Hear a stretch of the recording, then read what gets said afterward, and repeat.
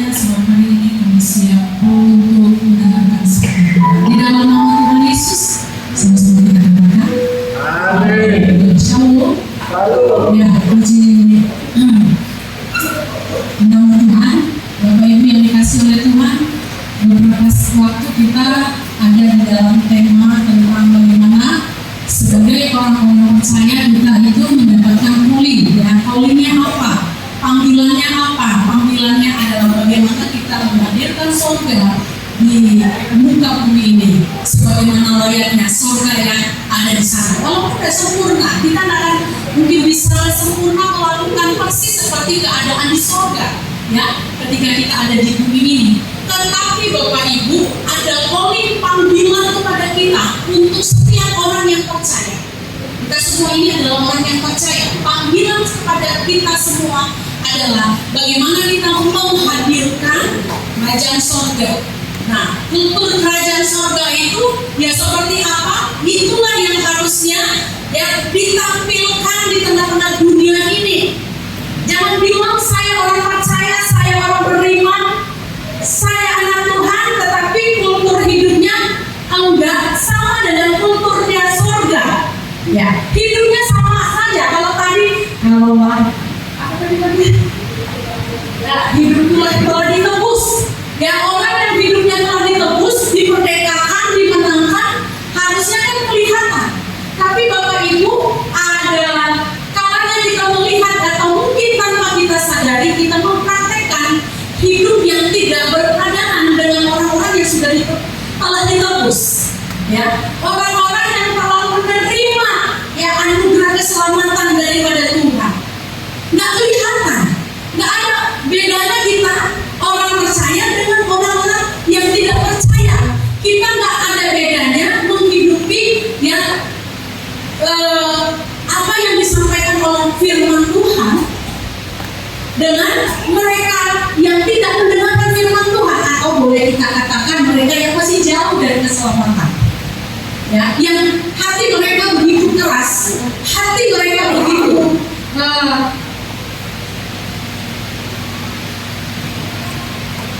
apa ya, saya katakan keras, takut gitu ya, nggak bisa diubah. Nah, Bapak Ibu yang dikasih oleh Tuhan, jangan sampai kita mempermalukan ya pertama-tama Tuhan, dan yang kedua citra diri kita sebagai orang percaya. Ya, orang percaya itu harus berbeda dengan cara hidup orang yang tidak percaya. Kalau enggak Bapak Ibu, sangat disayangkan pengorbanan Tuhan di atas kayu salib. Sangat disayangkan waktu dan hari-hari kita ini yang kita habiskan berada di gereja, berada di pelayanan, berada di tengah-tengah lingkungan yang katanya rohani, tapi kita tak rohani. Jauh kehidupan kerohanian itu dari kebiasaan kita, dari kultur kita, Bapak Ibu. Kaisang itu mantan anak presiden, ya. Dari mana kita tahu bahwa Kaisang adalah seorang anak presiden? Walaupun sudah mantan ya beliau. Dari mana kita tahu? Apakah cukup hanya perkataan? Tidak. Ada bukti-bukti yang menunjukkan bahwa dia adalah anak presiden. Ya, hubungan, kedekatan, dan kita lihat mereka ada di dalam satu rumah, ada intimasi di sana, ada hubungan yang erat satu dengan yang lainnya. Lalu mungkin kita nggak pernah lihat kakak, tapi orang sudah membuktikan bahwa Kaisang adalah anggota keluarga atau anak kandung daripada Bapak Jokowi, karena dia ada terdaftar di kakaknya. Nah, selain itu mungkin ada bukti-bukti lain yang bisa kita lihat bagaimana dukungannya terhadap kepemimpinan bapaknya. Itu ditunjukkan lewat apa? Dia tidak menunjukkan citra yang tidak baik sebagai anak presiden. Dia berusaha berjuang dalam dirinya, menunjukkan bahwa saya anak presiden, maka saya harus menunjukkan citra diri yang baik, yang benar, supaya tidak jadi bumerang bagi kepemimpinan bapak saya, Jokowi. Itulah yang ditunjukkan oleh putra putri Bapak Jokowi. Nah, itu membuktikan bahwa dia adalah anak daripada presiden. Nah, Bapak Ibu, kita adalah anak raja, kita adalah anak-anak Tuhan. Sekarang kalau kita menunjukkan kepada Kira-kira apa yang mau kita tunjukkan? Nggak kita bisa tunjukkan KTP. Ya mungkin bisa lah untuk hal-hal yang sangat simpel, menunjukkan identitas kita Kristen ya dari KTP kita. Tapi nggak cukup Bapak Ibu dengan hanya menunjukkan KTP. Kita mengatakan kita anak Tuhan, kita anak Raja. Ya. Nggak cukup dengan itu, harus ada bukti. Kalau dalam kitab Galatia yang disampaikan, orang yang sudah hidup di dalam Tuhan, orang percaya dia harus punya gaya baru, kultur yang baru, kultur surga yang harus dia hidupi dari waktu ke waktu, bukan kultur neraka. Bapak Ibu, bagi kita semuanya yang sudah sungguh-sungguh percaya bahwa kalau kita mati masuk surga, Bapak Ibu, nggak bisa, ya. Selama kita hidup di dunia, kita harus membiasakan diri kita untuk menghidupi kultur surga. Bagaimana kultur surga itu? Terlihat di sana ada damai, sukacita, apalagi kasih sukacita.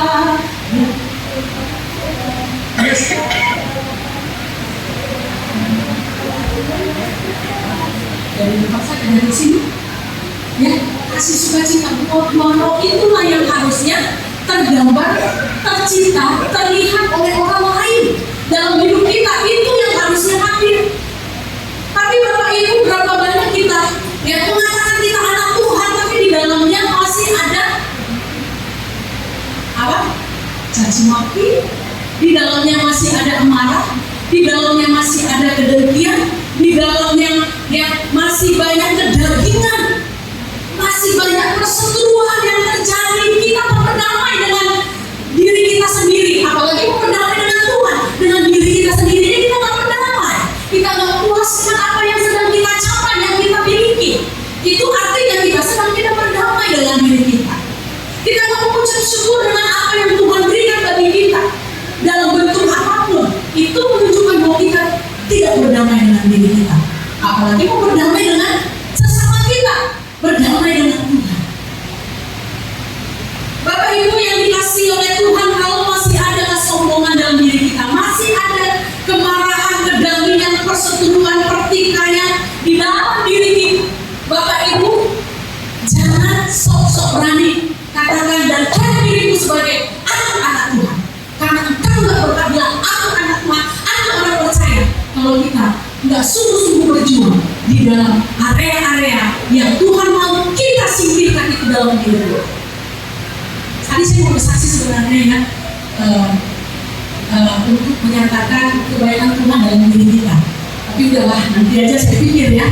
Nah, kemarin saya menikmati kebaikan Tuhan, tapi sekaligus menjadi sebuah perenungan, kontemplasi yang serius yang saya harus buat di pertambahan usia saya yang sudah 48. Nggak main-main Bapak Ibu. Usia perempuan bukan lagi hari ini, bukan lagi usia yang muda. Ya, memang ada orang bilang ya umur hanya angka, tapi kematian sudah ada dalam ketetapan Tuhan. Maka itu membuat saya menjadi terus aware dengan diri saya. Saya bersyukur ya bahwa ada orang yang mengirimkan saya sebuah khotbah tentang ulang tahun. Apa yang harus kita renungkan di setiap kali kita berulang tahun. Nah, bukan ucapan itu, tetapi bagaimana setiap waktu yang kita hadapi dan bahkan akan lewat itu harus yang dipertanggungjawabkan di hadapan Tuhan. Nah, saya bersyukur bahwa hari-hari ini Tuhan memberikan saya api yang sangat luar biasa. Pulang dari Jakarta kemarin itu bersyukur dan padam, dan tiap hari saya terus minta kepada Tuhan supaya setiap waktu yang Tuhan izinkan itu sungguh bermanfaat, nggak saya buang dengan percuma. Tapi ada orang-orang yang setidaknya menerima Injil dari bibir saya, supaya ada satu orang yang diselamatkan. Saya nggak tahu siapa yang akan diselamatkan ketika saya beritakan Injil. Jadi ini yang terus menggema di dalam hati saya, dan saya berdoa Tuhan, biarlah saya terus berguna bagi pekerjaan Tuhan. Dan saya minta rupanya kalau kita minta dengan sungguh-sungguh, saya sibuk dengan memikirkan bagaimana Tuhan menunjukkan dan mencari mengidentifikasi siapa yang Tuhan kirim untuk saya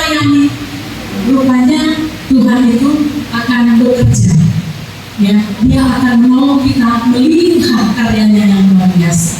Dan saya bersyukur kemarin kami makan mie pangsit, ketepatan kalau ulang tahun biar panjang umurnya makan mie.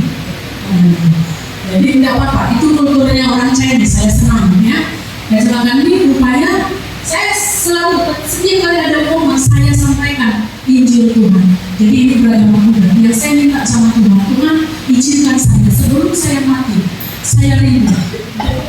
Kemarin tuh si Nadi dan dia bilang ya, karena mereka ikut ya, ada tadi ya, ada share ya, sampaikan kepada peserta. Dan saya juga semakin bergelora.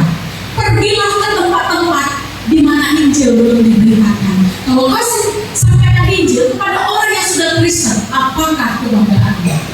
Jadi saya terberkati juga dengan ini. Makanya saya minta dari Tuhan, Tuhan saya mau Tuhan kasih orang Cina Buddha, orang Jawa Islam, atau yang mungkin Islam bukan sukunya ya, tapi yang Islam. Tuhan pertemukan aku dengan dia. Dan ketika kita berdoa sungguh-sungguh, Tuhan kasih. Jadi saya tuh berdoa. Sekarang saya nggak tahu, nggak punya modal. Tuhan, aku nggak punya modal untuk menyampaikan sesuatu kepada orang Buddha ini. Dia sudah terbuka. Bolehkah saya bertemu dengan ibu satu minggu satu kali? Silakan. Walaupun dia masih takut, gitu ya. Boleh ibu. Tapi saya saking semangatnya lupa kalau saya belum dibekali nih. Tapi saya berdoa sama Tuhan, Tuhan berikan saya hikmat bagaimana saya berdekatan Injil kepada orang ini. Mungkin saya bisa belajar dari orang kira-kira apa ya ajaran-ajaran dari Buddha yang membuat akhirnya kita bisa masuk ya. Nah ini hanya sedikit intermezzo Bapak Ibu. Jangan habiskan waktu. Dan saya juga diberkati tadi pagi lihat status Pak ya, hidup ini begitu singkat. Habiskan waktu dengan pertengkaran, habiskan waktu dengan pertikaian, habiskan waktu dan perasaan kita terhadap hal-hal sepele yang mungkin itu hanya bersifat daging, tapi kita nggak mau daging kita ini dihancurkan, kita nggak mau daging kita ini dirembukan, sehingga kita berontak, sehingga kita kecewa, kita marah dan lain sebagainya. Bapak Ibu, terlalu sia-sia waktu yang kita miliki ini kalau akhirnya kita buang dengan cara-cara yang seperti ini. Jadi hari ini Bapak Ibu saya melanjutkan bagaimana kita mempraktekkan kultur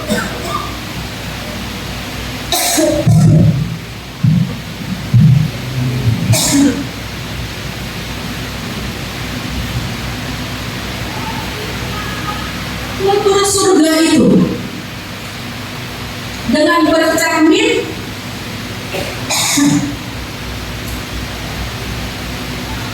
dari firman Tuhan yang akan saya sampaikan sebentar lagi. Ya Bapak Ibu, kita mau hidup kita ini dikuasai setiap hari oleh cara-cara surga.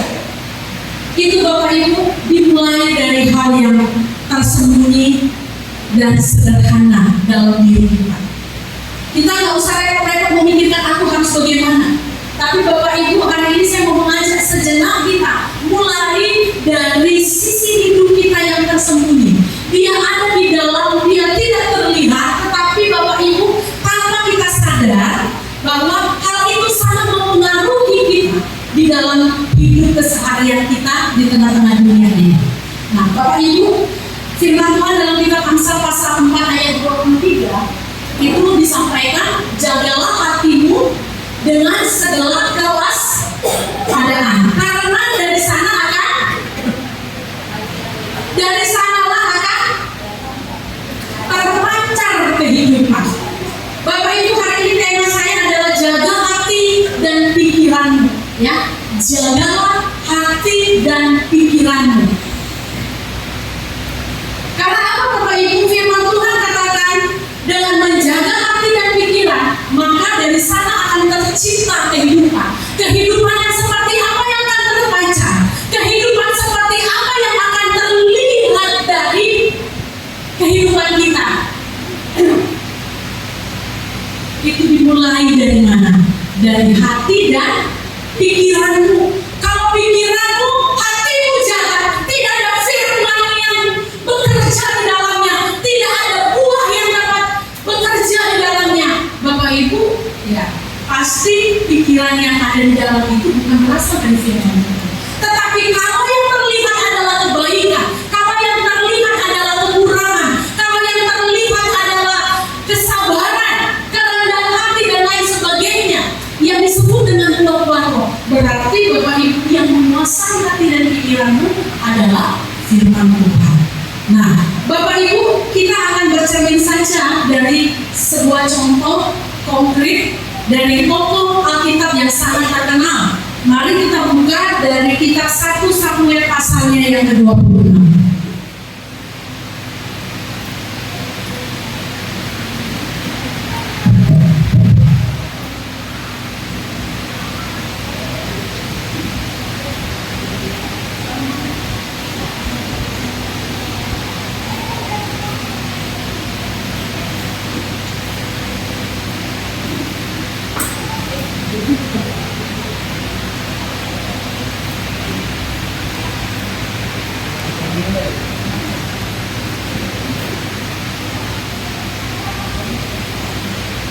Saya Bapak Ibu ini lama nggak buka Alkitab, jadi susah kan ya. Saya baca sekarang dari dari gadget. Jadi itu nggak bisa disampul aja kalau kayaknya susah. Udah ketemu semuanya? Siapa yang punya Alkitab seperti ini? Mari Bapak Ibu kita biasakan ya, pegang dan punya Alkitab seperti ini supaya kita terbiasa. Jangan sampai ini jadi hilang gara-gara ada di Alkitabnya, ada di HP. Ini jangan sampai dibuang. 1 Samuel pasalnya yang ke-26. Bila sudah bertemu, ini ayatnya sangat panjang. Tapi saya minta tolong ya, saya yang akan membaca dengan suara lantang dan cepat, ya, dan cepat. Tapi jangan terburu-buru. Oke, silakan. Oke, minggu lagi.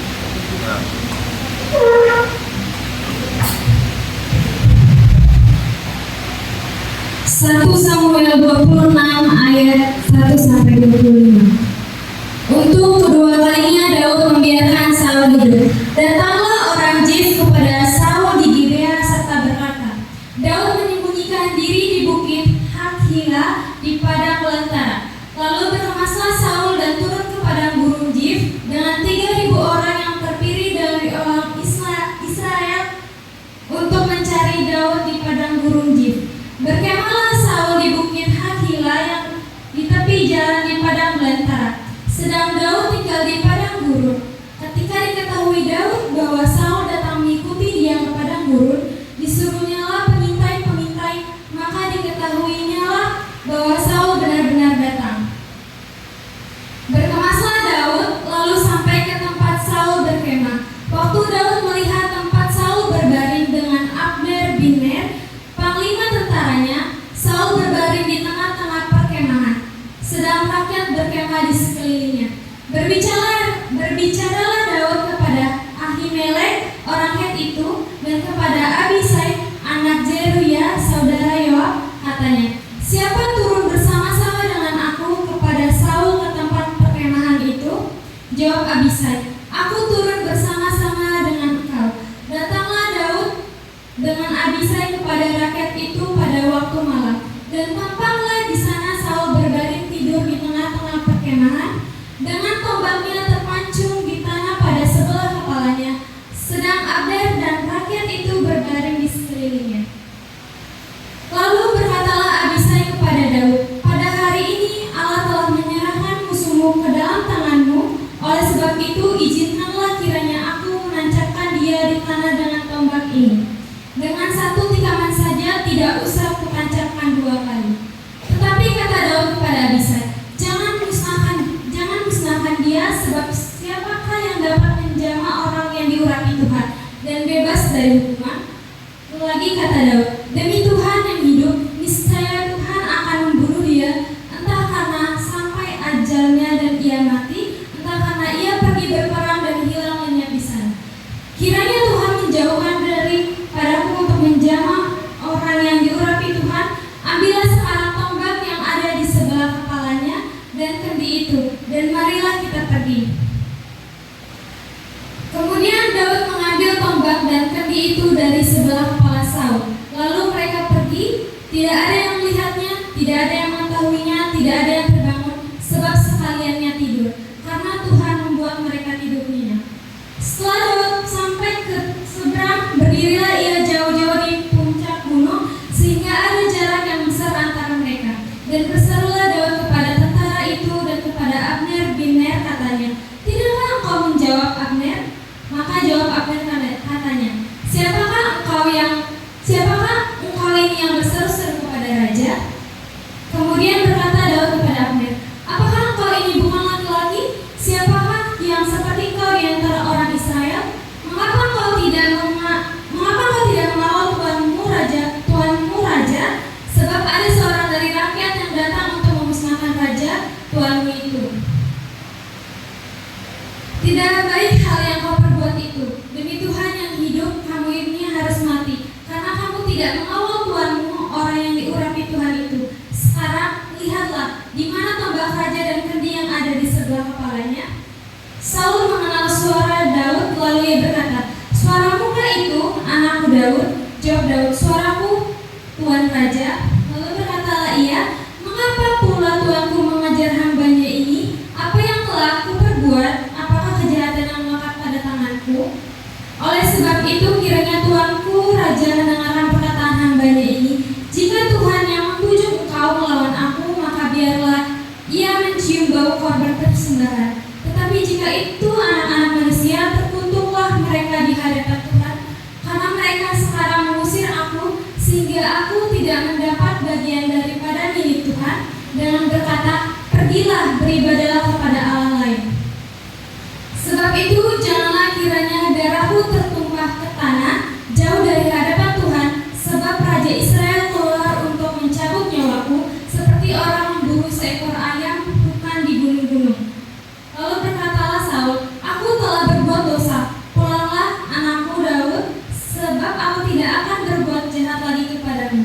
Karena nyawaku pada hari ini berharga di matamu. Sesungguhnya perbuatanku itu bodoh dan sesat sama sekali." Tetapi Daud menjawab, "Inilah tombak itu, ya tuanku raja. Baiklah salah seorang dari orang-orangmu menyeberang untuk mengambilnya. Tuhan akan membalas kebenaran dan kesetiaan setiap orang, sebab Tuhan menyerahkan engkau pada hari ini ke dalam tanganku, tetapi aku tidak mau menjamah orang yang diurapi Tuhan. Dan sesungguhnya seperti nyawamu pada hari ini berharga di mataku, demikianlah hendaknya nyawaku berharga di mata Tuhan, dan hendaknya ia melepaskan aku dari segala kesusahan." Lalu berkatalah Saul kepada Daud, "Diberkatilah kiranya engkau, anak Daud. Apa jua pun yang kau perbuat, pastilah sanggup melakukannya." Lalu pergilah Daud meneruskan perjalanannya, dan pulanglah Saul ke tempatnya. Amin. Bapak Ibu, cukup panjang, tetapi saya percaya bahwa kita paham dengan cerita ini. Ya. Kenapa hal ini saya angkat sebagai sebuah contoh untuk kita, Bapak Ibu? Kita belajar dari Daud dan Saul. Apa yang perlu kita petik dari seorang Daud untuk kita jadikan praktek hidup dalam keseharian? Karena Bapak Ibu, kalau kita lihat kisah yang tadi kita baca ini, kalau saya sedang melihat sebuah tontonan yang sangat luar biasa dari hidupnya seorang Daud. Bagaimana dia punya hati yang sangat luar biasa, luas sekali, dalam sekali pengertiannya tentang hati Tuhan. Sehingga Bapak Ibu, kita melihat bagaimana pengampunan yang luar biasa dia berikan. Dia menjaga senantiasa hatinya, jangan sampai kotor, jangan sampai menjijikan, jangan sampai ada kebusukan muncul di dalam dirinya sampai mengakibatkan dia menjadi orang yang sangat-sangat jahat. Nah, tapi Bapak Ibu, yang kita lihat bagaimana Daud ini untuk kedua kali. Kalau Bapak Ibu nanti baca di rumah pasal 25, ya, bagaimana juga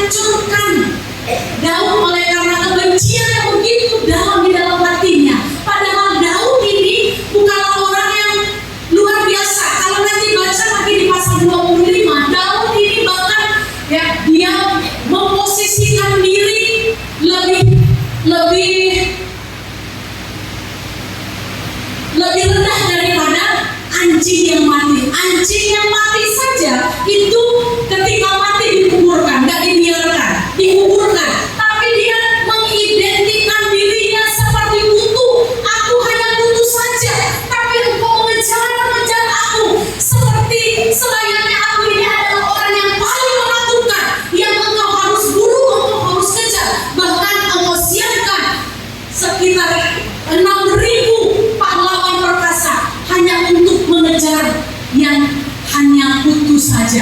Luar biasa nih Bapak Ibu, seorang yang menaruh kebencian ternyata ini hilang akal sehat. Hanya menghadapi satu orang perlu menghadirkan banyak orang untuk menghancurkan yang disebut kutuk itu. Nah, Bapak Ibu yang dikasih oleh Tuhan, Saul jatuh ke dalam kebencian yang begitu dalam sampai akhirnya dia harus mengejar yang bernama Daud. Padahal Daud ini adalah sosok anak muda yang sederhana. Dia berteman baik dengan anaknya Yonatan. Bagi Daud, Saul ini adalah bapaknya. Kalaupun tidak bapak kandung, tapi itu bapak yang sudah dianggap bapak angkat yang begitu dia jaga. Dan kita lihat 2 kali Daud punya kesempatan untuk membunuh Saul, tapi 2 kali juga Daud berkata, tidak layak aku menumpahkan darah atas orang yang diurapi oleh Tuhan, yaitu Saul. Dia sadar betul bahwa Saul adalah orang yang diurapi Tuhan. Saul ini adalah raja, Saul ini adalah bapak bagi dirinya. Tapi Bapak Ibu yang dikasih oleh Tuhan, 2 kali kesempatan ada, 2 kali kesempatan itu tidak dia pakai untuk menghancurkan Saul yang mengejar-ngejar dia. Yang kedua kali, ya, Abisai ajudannya berkata, engkau tidak usah mengotori tanganmu dengan darah yang tidak berdosa ini.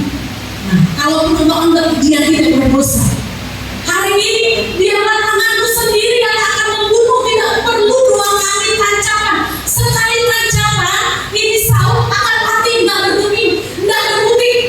Tapi Daud berkata, kiranya Tuhan menghindarkan hal-hal yang demikian dari aku. Bapak Ibu, ini sebuah hati yang sangat luar biasa. Nah, hari-hari ini kita justru melihat permohonan yang berbeda dari yang kita tadi dengar dari Daud, ya, yang kita lihat dari Daud. Kalau sekarang orang berlomba-lomba bagaimana satu dengan yang lainnya saling menghancurkan. Kita melihat bagaimana satu dengan yang lainnya saling melumpuhkan.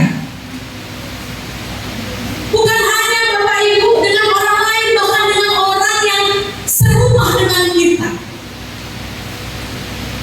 Saya baca caption, ya, caption keluarga. Di situ dikatakan, hati-hati yang kadang terlihat harmonis, ternyata itulah musuh paling besar kita, paling dekat dengan kita. Ini bicara tentang suami. Kadang-kadang ada suami menunjukkan sesuatu yang luar biasa kepada istri di rumah, rupanya di luar dia punya wanita lain dan lain sebagainya. Nah, Bapak Ibu yang dikasihi oleh Tuhan, jangan sampai Bapak Ibu hal-hal seperti ini ada di dalam kehidupan kita. Kita bermusuhan dengan suami kita, dengan istri kita, dengan anak kita, bermusuhan dengan ipar kita, dan bermusuhan dengan siapapun. Oleh karena mungkin ada sedikit yang tidak pas, ada sedikit yang mungkin membuat kita tidak nyaman. Bapak Ibu, biarlah kiranya kita menghindarkan diri dari rasa sakit dan kecewa. Sakit itu memang biasa. Saya saja sebagai hamba Tuhan, kalau disakiti orang juga sakit. Ya, walaupun saya hamba Tuhan, saya sakit, saya nangis. Ya, saya terlihat kalau saya sakit, saya nangis, ya, terlihat itu. Tetapi Bapak Ibu jangan dibuat berlarut-larut. Tapi biarkan itu kita serahkan kepada Tuhan, dan Tuhan saja yang menolong kita lepas dari yang namanya sakit hati, sehingga kita bisa bebas seperti Daud yang bebas. Sekalipun dia dalam penjara, tetapi hatinya damai. Orang yang berdamai adalah dia tidak akan menyimpan dendam di dalam dirinya. Amin. Orang yang tidak ada sakit hati di dalam hatinya, Bapak Ibu, dia bisa, ya, kembali kepada saudaranya yang mungkin menyakiti hatinya. Dia tidak akan menyimpan itu, apalagi, ya, menaruh dendam. Nah, itu yang kita lihat dari seorang Daud. Di mana? Bagaimana hal itu bisa terjadi? Dan itu dimulai Bapak Ibu dari pikiran senantiasa. Hati dan pikirannya selalu dipelihara berdasarkan firman Tuhan, sehingga dia tidak jatuh ke dalam berbagai pencobaan. Kalau Rasul Paulus, bahasa yang digunakan Rasul Paulus dalam Roma pasal 12 ayat 18, sedapat-dapatnya kalau hal itu bergantung padamu, hiduplah dalam perdamaian dengan semua orang. Bapak Ibu, panggilan kita berdamai dengan semua orang. Ada nggak yang hidupnya aman-aman saja dari konflik? Nggak ada yang aman. Sedangkan suami istri saja yang sudah hidup serumah nggak bisa sama-sama aman setiap hari. Ya, Pak bilang kemarin dalam pengakuannya kepada saya di media sosial, mungkin kita sering berantem. Iya, suami istri yang udah bersama-sama saja, yang bisa setiap waktu berantem, nggak bisa berbicara dalam kurun waktu 1 jam. Lewat 15 menit suami istri kalau udah duduk berdua bincang-bincang, Bapak Ibu, ujung-ujungnya ribut. Benar? Benar? Iya. Ujung-ujungnya ribut, tapi waktu pacaran dulu 1 harinya nggak pernah ribut kita. Tapi ketika menikah nggak tahu kenapa 15 menit udah hebat itu kalau kita bisa duduk bersama bicara. Nah, lewat dari itu terjadilah banyak pertengkaran. Nah, Bapak Ibu yang dikasih oleh Tuhan, dikatakan sedapat-dapatnya kalau itu bergantung kepada kita sampai akhirnya nggak terjadi keributan. Bapak Ibu, belajarlah kita untuk menahan diri. Amin. Saya bersyukur Bapak Ibu, waktu baca saya tersentuh dan juga saya nangis. Dan saya bertanya dulu sama Tuhan di pagi hari ketika saya baca itu, Tuhan benar nggak ya pengakuan suamiku ini? Ataukah ini hanya di hari ulang tahunku dia ucapkan seperti itu? Nah, saya cross check kebenarannya, didengarkan oleh anak saya nanti. Nah, cobalah dulu engkau buktikan kepada aku apa maksud dari kalimat ini, dan buktikan di mana sebenarnya aku sudah banyak membantu dirimu. Lalu disampaikan yang ini. Jadi saya bersyukur kepada Tuhan karena bukan karena kekuatan saya, tapi karena ada Tuhan di dalam saya. Kadang-kadang dalam pertengkaran kami bertengkar, saya coba menjadi orang yang ada di pihak selalu menang. Walaupun dalam hati saya, kenapa saya harus mengalah terus ya? Padahal saya tidak salah loh, kenapa saya harus mengalah? Tapi rupanya dengan mengalah itu membuat orang lain dimenangkan, orang lain menjadi lebih diberkati, orang lain menjadi lebih hidup. Kenapa saya tidak melakukan? Dan itulah yang saya lakukan, dan itu bukan karena saya, tapi itu karena Tuhan. Saya belajar untuk tutup mulut saya. Mungkin Bapak Ibu juga sudah tahu seperti apa. Ya, berusaha tahan diri saya. Ada yang kadang-kadang suami istri, suaminya buat status apa, terus dibalas dengan istrinya, ikut satu keluarganya. Ada itu setiap waktu dia sekali bahas firman Tuhan di Facebooknya. Salah semacam takdirnya. Ada lingkungan saya tahu dia ini pelayan di gereja. Tapi satu waktu entah karena apa suami istri berantem hebat. Waduh, bahasanya luar biasa sampai orang lain yang nggak ngerti itu saling menghakimi. Datang keluarga dari pihak perempuan menghakimi keluarga laki-laki. Datang keluarga laki-laki menghakimi, dan orang yang nggak ngerti ikut juga di dalam. Kan repot ini. Urusan rumah tangga sendiri, jadi akhirnya orang lain juga di media sosial ikut-ikutan. Nah, tapi di sini tidak ada. Kalau suaminya suka buat begitu, istri jangan buat tandingan. Tapi kebanyakan yang bisa buat status di Facebooknya, aku bisa. Jangan buat begitu. Kalau suaminya yang agak sedikit kurang bijaksana, istrinya lah yang belajar bijaksana. Kalau istrinya yang error, maaf Bapak Ibu, saya buat kalimat ini supaya kita tersentak. Ini bahasa komunikasi, ya, supaya orang tersentak. Kalau istrinya error, suami jangan ikut error. Amin. Kalau suaminya error, jangan ikut istrinya error. Amin. Kalau orang tuanya error, anak nggak boleh error. Kalau anaknya error, jangan ikut orang tua dan saudara juga error. Itu Itulah cara kita sederhana untuk bisa menciptakan kerajaan surga. Memang dunia hari-hari ini sedang error, tapi jangan sampai kita orang percaya ikut-ikut error.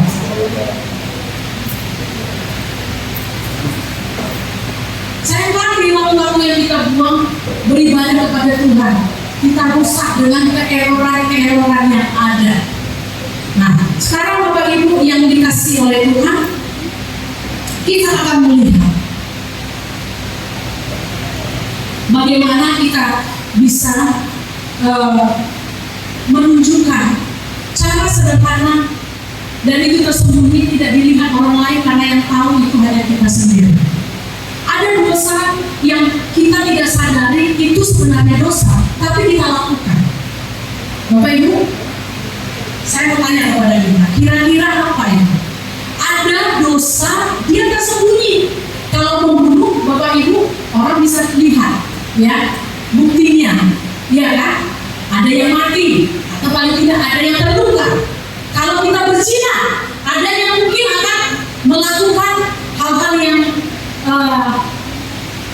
memalukan, terlihat. Kalau mencuri orang itu pasti kelihatan dan itu dosa kita bilang. Tapi ada di dalam diri kita Bapak Ibu, dan itu sering sekali kita lakukan. Tanpa kita sadari, kita sering sekali jatuh di dalam itu dan kita nggak menyadari. Kira-kira apa Bapak Ibu? Apa? Iri hati. Iya. Lalu yang kedua apa? Selain iri hati. Hah? Apa? Kita lakukan, sering sekali kita lakukan, tapi nggak sadar kalau itu sebenarnya dosa, dan kita tak menyadari kalau kita sedang berdosa.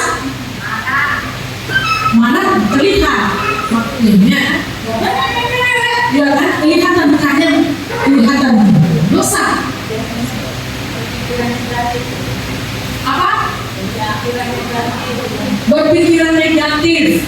Ya, bisa juga itu ya. Itu dosa itu. Karena kita udah berpikiran negatif, nggak ingin orang, ya. Orang nggak tahu kalau kita sedang berdosa, tapi kita sedang berdosa. Tapi ketika kita berpikir negatif, kadang-kadang juga kita tahu kalau salah, ya. Ya kan? Apa satu lagi kira-kira? Menghayal. Menghayal tak apa-apa kalau kita menghayal jadi orang kaya lah. Menghayal yang buru-buru Pak ya, boleh. Menghayalkan istri orang lain nggak boleh.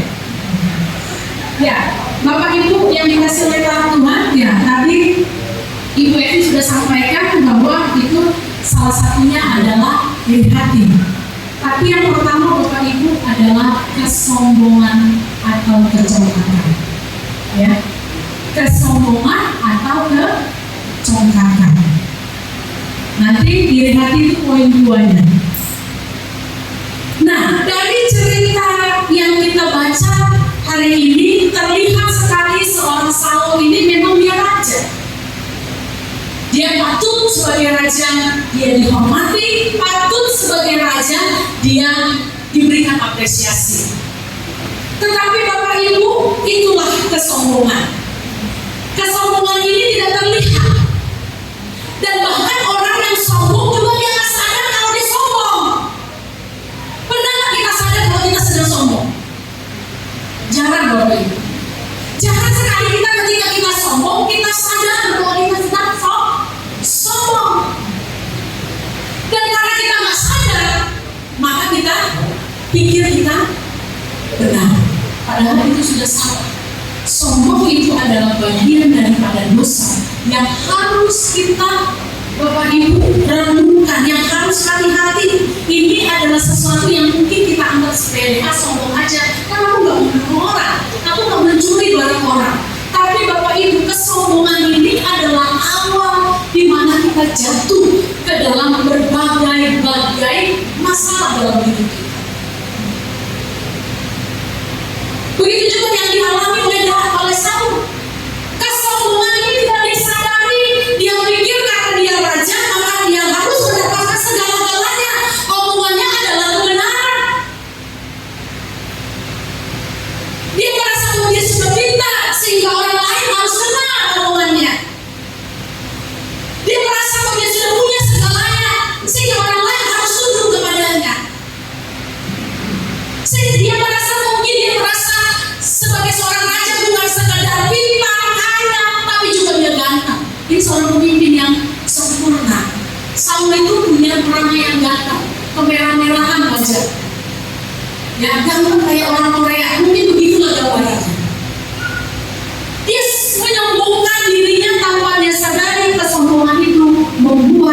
akhirnya Tuhan menarik diri dari diri. Ketika Tuhan menarik diri dari Saul, akhirnya Saul menjadi orang yang jatuh ke dalam berbagai derita.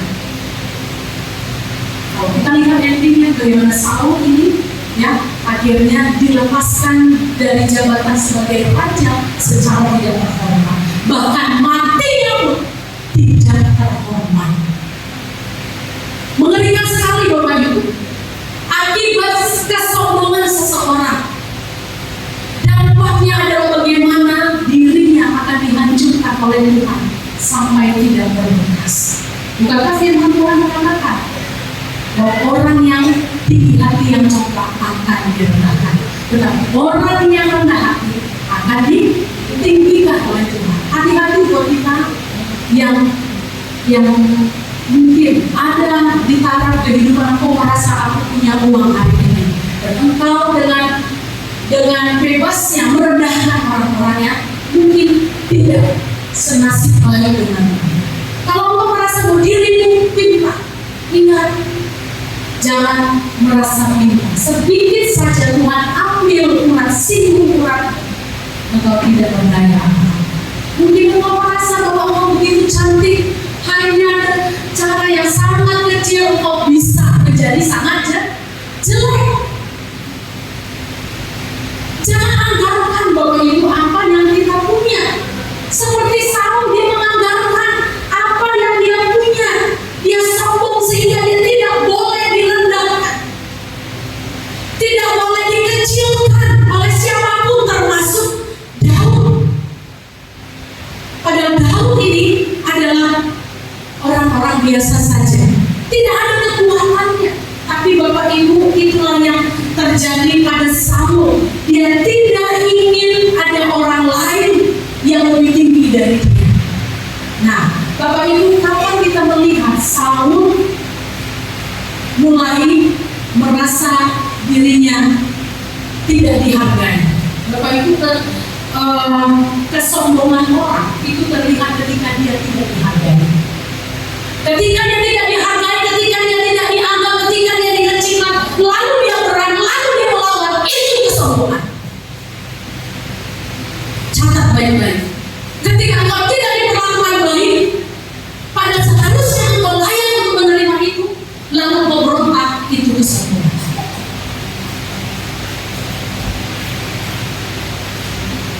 Itulah yang terjadi pada Saul. Pada satu kali Daud pulang dari medan perang, lalu orang berseru-seru, orang-orang Yahudi, mereka mengatakan dan menari-nari, Saul mengalahkan beribu-ribu musuh, tetapi Daud berlaksa-laksa. Nah, omongan ini membuat Saul terganggu pada saat itu. Aku raja, tapi aku hanya dihargai, diapresiasi oleh rakyatku dengan sebutan beribu-ribu, tetapi kepada Daud si pemilik ini, si kutu ini, dia diberikan apresiasi dengan kata-kata berlaksa-laksa. Artinya Daud ini sekalipun bukan raja, tapi dia lebih hebat daripada Saul, dan ini memantik kemarahan dari seorang Saul. Sejak hari itu dia sangat membenci Daud, dan dia berusaha mencari terus bagaimana Daud ini bisa akhirnya dibunuh oleh Saul. Tapi apa yang terjadi? Keadaan terbalik. Bukannya Saul mau membunuh Daud, tetapi Daud sebenarnya bisa membunuh, tetapi dia tidak gunakan kesempatan itu membalas. Tapi pembalasan yang terbaik adalah mempermalukan orang yang menyakiti kita dengan kebaikan. Amin. Ya, mempermalukan orang yang menyakiti kita dengan kebaikan. Tapi kalau kita mempermalukan yang menyakiti kita dengan hal yang sama, apa bedanya? Kita dengan orang yang jahat, kita dengan orang yang tidak mengenal Tuhan. Kalau orang yang mengenal Tuhan, maka dia akan redam rasa sakit itu dan meminta pembelaan hanya dari Tuhan. Dan itulah yang dilakukan oleh Daud. Dan akhirnya kita tahu bagaimana Daud diangkat menjadi raja. Orang yang direndahkan akhirnya ditinggikan oleh Tuhan. Amin. Kita semua yang ada pada saat ini, mari kita menjadi orang yang selalu ya sadar, oh ya aku udah sombong ya. Cepat sadar. Sekejap mata Bapak Ibu, segala yang kita sombongkan itu bisa Tuhan ambil dan dari kita, dan Tuhan undur dari kita. Kalau Tuhan sudah undur dari kita, apa yang menjadi pertahanan diri kita? Hanya kemampuan yang akan kita terima, hanya derita yang akan kita terima. Kalau Tuhan sudah undur dari kita, Bapak Ibu, bersiaplah terhadap malapetaka yang akan datang di sini berganti. Kiranya itu dijauhkan Tuhan dari kita. Dan yang kedua,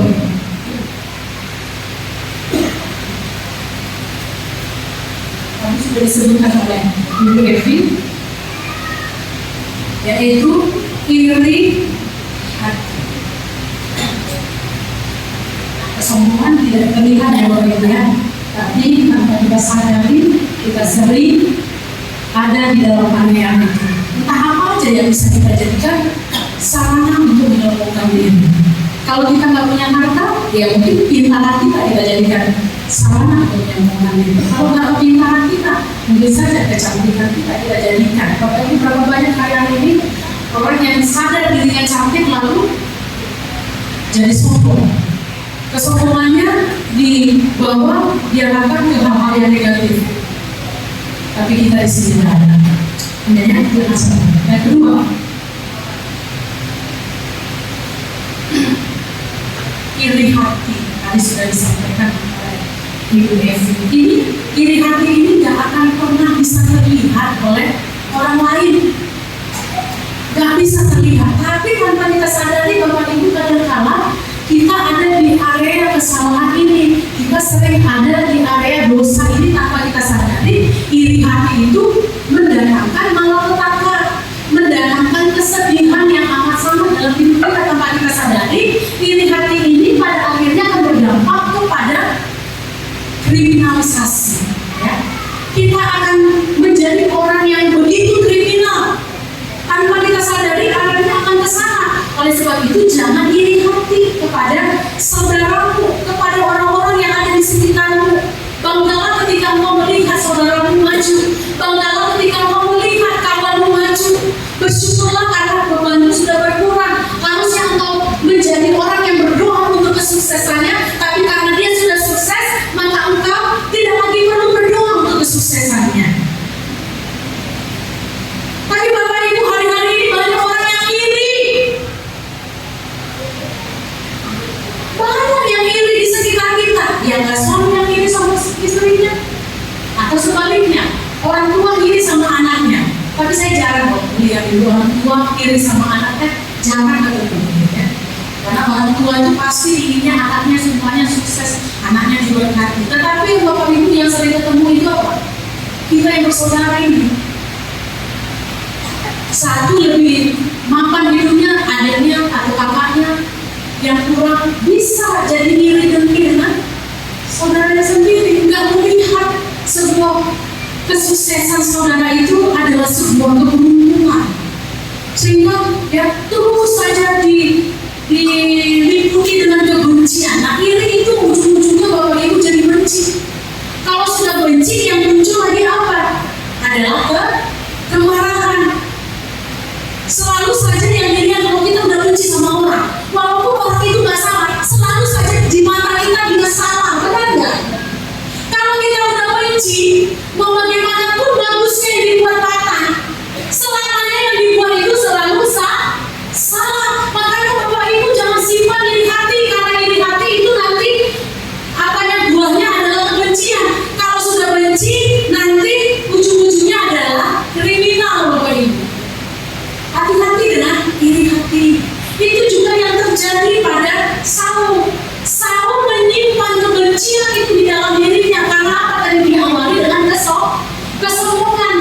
Dia nggak mau dikalahkan, dia nggak mau dilebihkan dari orang lain. Dia harus lebih utama. Dia nomor dua. Nggak boleh ada orang yang menyanggah dia. Tidak ada orang yang lebih hebat dari dia. Nah, akhirnya itu muncul iri hati di dalam dirinya. Nah,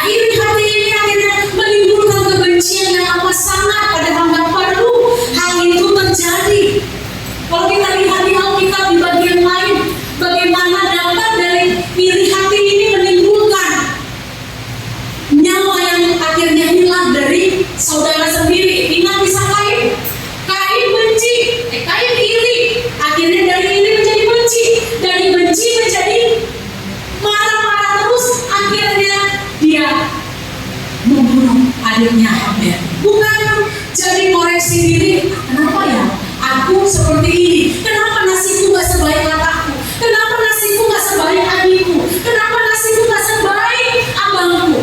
Bukannya mengoreksi diri, tetapi menimbulkan iri di dalam hati, mengembangkan iri di dalam hati.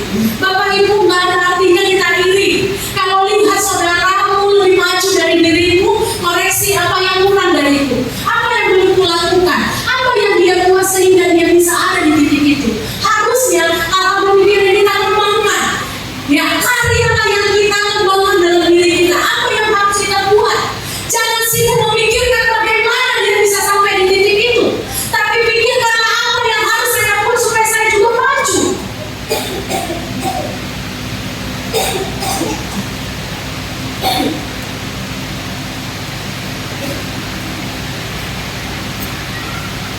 Dijauhkan Tuhanlah rasa iri dari diri kita, karena iri akan menimbulkan banyak kesusahan dalam diri kita.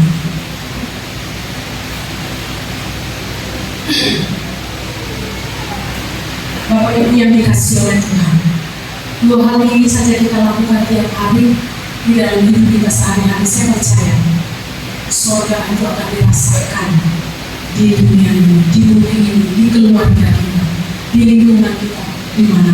Jauhkan kesalahan, jauhkan diri hati daripada, karena itu tidak akan mendatangkan keuntungan bagi diri kita.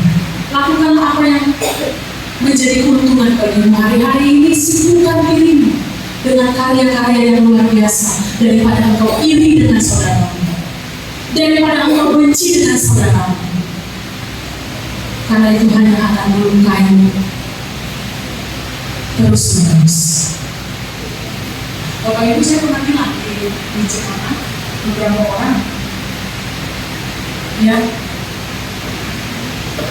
hari ini saya tidak mau lagi lelah pikiran saya, lelah perasaan saya memikirkan jemaat-jemaat yang bertingkat aneh.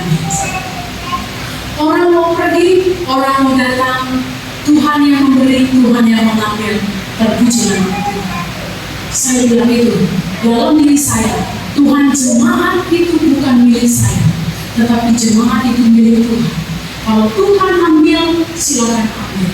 Tapi kalau Tuhan mau tetapkan mereka menjadi orang-orang yang masuk dalam kawanan domba yang Tuhan percayakan, beri mereka kekuatan di dalam pengorbanan yang ada. Saya tidak mau lagi menjadi orang-orang yang pura-pura manis untuk membuat jemaat ini bertahan di sini. Saya tidak mau. Saya mau jujur di hadapan Tuhan. Saya bilang begini, saya harus tutupkan mereka dengan keras. Nah, dengan cara-cara yang lembut itu tidak lagi mungkin bisa kita pakai untuk zaman ini, karena hari-hari ini semakin dekat waktunya, ya, semakin dekat. Kita nggak tahu Bapak Ibu kapan pergi, kapan saya pergi. Tugas saya tidak saya lakukan dengan sebaik mungkin. Saya sibuk menjaga perasaan, saya sibuk dengan segala hal. Yang saya mau sibukkan adalah saya menata diri saya lebih baik supaya orang diberkati. Tapi kalau orang pun belum diberkati dengan cara saya, orang pun belum juga ya mendapat kepuasan dari cara saya, itu menjadi urusanmu, bukan urusanku. Daripada saya sibuk terus memberikan tanggapan, daripada saya sibuk terus untuk meminta penilaian orang lain, lebih baik saya sibuk untuk menata diri saya supaya saya lebih baik. Amin. Kita berlomba-lomba menjadi lebih baik. Jangan berlomba-lomba menuntut orang lain baik kepada kita. Amin. Jangan minta orang lain lebih baik sama kita. Mintalah diri kita sendiri. Saya harus lebih baik supaya saya setidaknya sedikitnya saya bisa bermanfaat kepada orang lain. Baru nama kita tercatat di surga. Baru engkau diakui. Karena iman itu harus ditunjukkan dalam perbuatan. Jangan sekali kita bilang, aku anak raja, aku anak Tuhan, aku orang percaya. Tapi kalau perbuatan dari waktu ke waktu enggak berubah, begitu saja. Bapak Ibu, sombong terus. Apa yang sombong? Saya malu sekali Bapak Ibu, waktu kami ke Jakarta, Mungkin ada beberapa yang menyaksikan. Pengeluarannya 16 miliar dolar. Mendanai acara itu dan menghadirkan banyak hamba itu. Banyak pelayan-pelayan Tuhan dari Indonesia, bahkan dari China. Dari mana dana-dana itu bisa berkumpul? Selain daripada Bapak Stephen Tong, tapi juga dari jemaat-jemaat yang dia layani, yang dia ketuanya. Saya lihat mereka begitu rendah hatinya. Jadi kita lihat dari gaya mereka, Bapak Ibu. Saya bilang sama beberapa ya, coba kalau di Sumatera Utara udah ribut ya, apalagi pada saat sesi bagi makan, pasti dari kurang banyak gitu ya. Kemarin di sana kami sampai 10 orang pun masih bisa mereka layani. Tapi Bapak Ibu, sekalipun mereka yang mendanai, sekalipun mereka sponsor, mereka nggak berlagak, akulah memberi dana di situ. Jadi paten-paten yang dia orang makan kayaknya kayak pernah makan di orang di semuanya. Nggak ada terlihat wajah-wajah seperti itu. Tapi wajah yang sangat luar biasa rendah hati, wajah surga yang saya lihat. Saya bilang, saya kayaknya ada di surga di sini. Karena saya lihat orang-orangnya ketika bagi makan dengan rasa hormat, silakan nikmati. Tapi maksudnya kalau kita nikmati jangan ada di situ 10 menu yang kita makan semuanya. Ibu berapa menu paling kuat? 2. Iya, paling banyak 2. Dan pakan yang paling banyak apa sampai 4. 4 menu, ya. 4 menu dia makan, saya 2. Ya, hanya bakmi sama nasi apa tidak suka? Nasi bakar, ya. Semua nasi bakar 3 macam saya suka ganti-ganti itu setiap hari. Nah, jadi habiskan dulu. Kalau kita masih kurang, ambil lagi maksudnya. Bahkan mereka bisa berikan sama kita. Kalau kita mampu 10, silakan makan 10 macam makanan. Nah, jadi Bapak Ibu, saya lihat bagaimana mereka juga dandanannya nggak ada kayak kita bergilung-gilung di semuanya penuh. Kalau orang kaya dia dan kelihatan dia kaya. Dari mana? Emasnya, bajunya. Untungnya kita dikit kayaknya pakai kebaya. Ya, kalau pakai kebaya biasanya tiap minggu ada orang gitu kebayang, tiap minggu itu aja yang kulihat kebayang. Karena kita kalau jadi kebayang kan mahal ya, nggak sanggup. Nah Bapak Ibu jangan bosan dengan saya juga ya, kalau setiap minggu rata-rata saya pakai baju itu saja. Ya kalau Bapak Ibu mau bilang ibu ini meliput pendidikan apa, pelitikan sama diri sendiri, terserah. Saya menjadi diri saya sendiri. Ya, saya lihat bagaimana mereka itu sangat-sangat luar biasanya rendah hati. Bahkan pas saya bertemu 5 hari, cuma hari terakhir dia ganti bajunya. Ya pakai jas, pakai warna putih sama warna hitam. Selebihnya pakai batik yang sama. Saya perhatikan sampai saat bajunya saya perhatikan. Lalu ada yang bilang itu anaknya. Saya lihat anaknya Bapak Ibu borunya, ya nggak lebih cantik dari saya penampilannya. Saya masih cantik penampilan saya, tapi borunya itu punya harta triliun rupiah, tapi bersahaja sekali. Bersahaja, nggak ada yang bilang, nah, aku orang kaya, gini kayak siapa, nggak ada. Bapak Ibu, mari kita ya hidupkan gaya yang demikian. Nggak usah pamer-pamer, nggak usah soft-force. Kalau ada bangun lebih baik kalau diam saja, supaya nggak datang nanti orang yang berpikiran jahat. Kapan nanti aku masuk ke rumah, ya karena di rumah kita banyak kali atau nggak usah. Nah itu Bapak Ibu, terperuk hati sekali saya dengan cara hidup mereka. Nggak ada raut-raut kesombongan di sini. Ya, karena kita ini nggak kaya tapi lebih banyak kita yang sering sombong. Betul? Betul. Nggak banyak duit kita, tapi kita yang paling banyak sombong. Biar kiranya Tuhan jauhkan kita dari kesombongan. Amin. Jadi jangan bilang, Bu, berarti kalau kayak gitu nggak boleh mau pakai masker. Silakan, nggak ada yang larang juga. Ya kan, nggak ada yang larang. Kalau untuk kemuliaan Tuhan, kau tunjukkan begini, ada hatimu yang tahu, engkau yang bisa menilai dirimu apakah engkau sedang memuliakan Tuhan dengan harta benda yang Tuhan kasih, atau engkau sedang ria di sana. Sombongkan diri, congkak. Jadi Bapak Ibu yang dikasih oleh Tuhan, biarlah kita menghidupi. Ingatkan saya juga Bapak Ibu ya. Kita semua sedang belajar, kita semua sedang ada di dalam arena pertandingan. Saya berusaha, Tuhan tolong saya jangan sampai saya jadi sombong. Karena saya dulu pernah miskin. Saya selalu bilang Tuhan, saya itu berasal dari yang miskin, orang miskin. Jangan sampai kalau saya punya sesuatu sedikit, saya jadi semena-mena. Saya jadi lihat orang lain begitu hina. Hindari saya Tuhan, ingatkan saya kalau saya berlaku demikian, ingatkan saya Tuhan. Supaya saya tidak lihat orang dengan cara yang demikian. Ya, Bapak Ibu calon orang kaya semuanya, amin. Calon-calon orang yang akan diberkati, amin.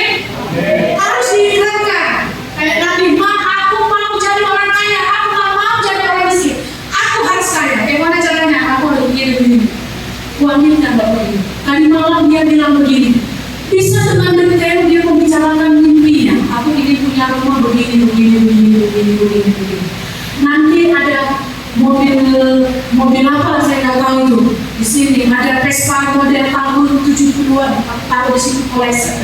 Saya mau bilang sama dia, saya bilang dia jangan lah ya gitu.